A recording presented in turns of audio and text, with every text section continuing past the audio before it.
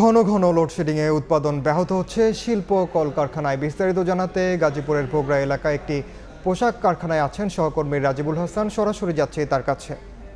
উৎপাদনমুখী যেসব শিল্প প্রতিষ্ঠান রয়েছে সেই সকল শিল্প প্রতিষ্ঠানে ব্যাপকভাবে উৎপাদন ব্যাহত হচ্ছে। বিশেষ করে তৈরি যে পোশাক কারখানা রয়েছে সেই সকল তৈরি পোশাক কারখানায় যে উৎপাদন লক্ষ্যমাত্রা সেখানে বারবার কিন্তু বাধার মুখে পড়তে হচ্ছে।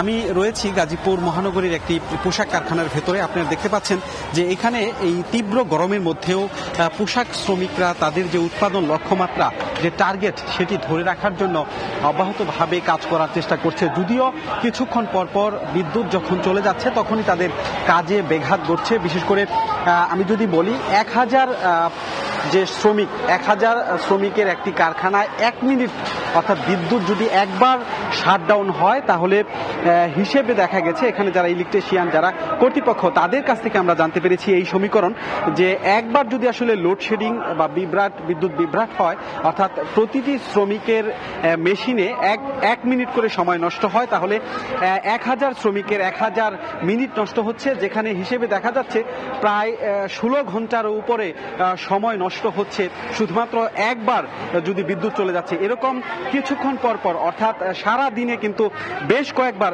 বিদ্যুৎ চলে যাচ্ছে এবং এই বিদ্যুৎ চলে যাওয়ার কারণে তাহলে হিসেব করে আপনারা বুঝতেই পারছেন যে কত কর্মঘণ্টা নষ্ট হচ্ছে এবং শ্রমিকরা কিন্তু এতে অনেকটা বিপাকের মধ্যে পড়তে হচ্ছে।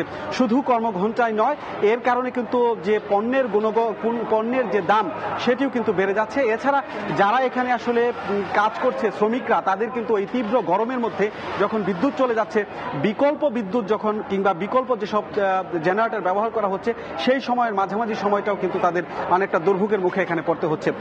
অর্থাৎ বলাই যাচ্ছে যে বিদ্যুৎ ঘন ঘন চলে যাওয়ার কারণে শিল্প কলকারখানায় উৎপাদন ব্যাহত হওয়ার পাশাপাশি নানামুখী সমস্যার মুখে পড়তে হচ্ছে। তো এই ছিল গাজীপুর থেকে আমার কাছে থাকা সবশেষ তথ্য।